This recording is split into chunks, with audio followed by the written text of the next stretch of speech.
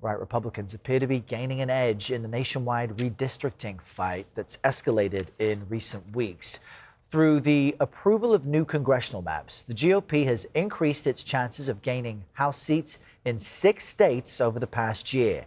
Republicans notched another win Friday when the Virginia Supreme Court tossed out a voter-approved map favoring Democrats.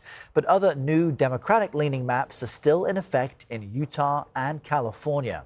Still, GOP-led efforts to redraw districts are now moving forward in 4 other states. This redistricting ramp-up follows last month's Supreme Court ruling, which narrowed the Voting Rights Act.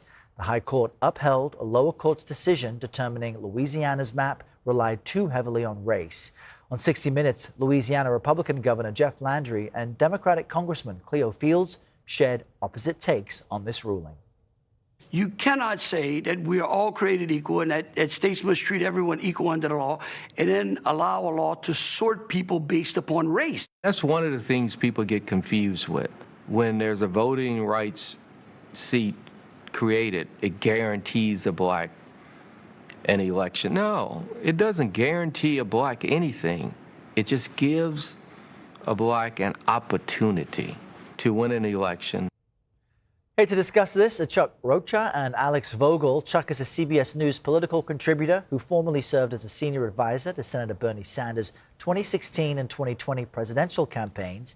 And Alex was the chief counsel for then Senate Majority Leader Bill Frist and the deputy counsel for the RNC. He's also the CEO of the Vogel Group. Good Monday morning to you both. This is a major issue affecting so many people across the country. Chuck, I want to start with you because the mood amongst Democrats really appeared to have shifted in the last week, specifically after Friday. So how concerned is the party about its chances of retaking the House? Well, the party's job is to win back congressional seats that they lost. And they did we have taken a hit over the last few weeks. But if you take a step back and look at this, the Republicans have been fighting history, just like Democrats fight history when you get a new person elected to Congress, to the presidency. And so what's going on here is a headwind. But the thing that's unprecedented here, when my Republican friends step to me and say, well, Democrats redistrict and Republicans redistrict, this is true. Every 10 years, if you're a Republican House or Democratic House, they draw maps in their favor. But the key point there is that's every 10 years when you're normally supposed to do it to realign the country after a census. And the other thing you said, Errol, that was really important about the Virginia Supreme Court race is you said after a voter-approved amendment. What happened in Virginia was a court saying, you voters who voted on this, the will of the people, go sit down. It don't matter what you think. Us courts know the best. And I don't think that sits very well with the American people. And Alex, what do you make of this? Because meanwhile, President Trump's approval ratings are at an all-time low. Do Republicans have the right strategy on this redistricting, and have they really done enough to insulate themselves against the president's seeming unpopularity? Yeah, look, a couple of things on this. Number one, the Constitution sets a floor of redistricting every 10 years. It doesn't say states can't do it more frequently. And that norm, which is all it has not been constant. And for the last 25 years or so, there's been a lot of activity in this regard. So to some degree, don't hate the players, hate the game.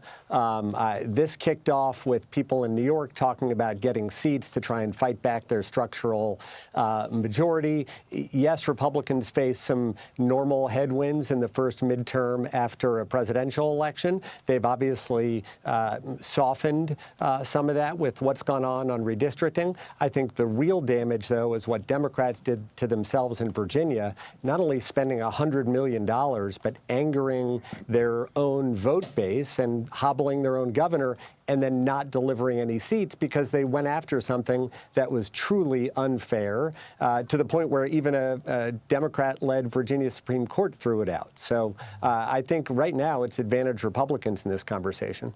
And, considering voter bases being angered, the redistricting fight is really awakening groups that feel marginalized, specifically Black Americans. I'm wondering, Alex, what you think the long-term implications are of the Supreme Court decision is on the Voting Rights Act.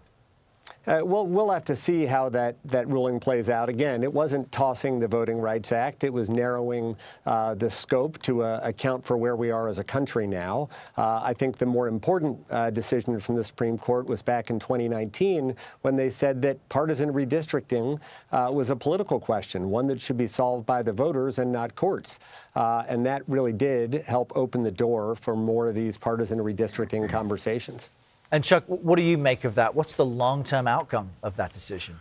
Well, let's talk about the immediate. The immediate is a midterm election, which is coming up right now, and Alex knows this as well as I do. Is midterms are about motivation. Normally, about 35% of the electorate doesn't even show up who vote in presidential years in off-year elections. So we're both, Democrats and Republicans, looking for motivational factors that will get people to show up in a midterm election. And for African-American voters, this is one of them. When you have a Supreme Court saying you don't deserve to have the right to elect somebody from your own community, we're going to take your community, we're going to slice it up into 2 or 3 different districts, and I don't think that'll set well. And for Democrats, I think that gives them an advantage to go to an African-American voter and go, these folks don't want you to be able to elect your own folks. And to me, as a Democratic strategist, I will use it to say, let's show up and vote and show our power to vote. And I think that will be good for Democrats. Well, I appreciate you both being motivated enough to join us early on this Monday morning. Alex Vogel, Chuck Rocha, thanks for your time today.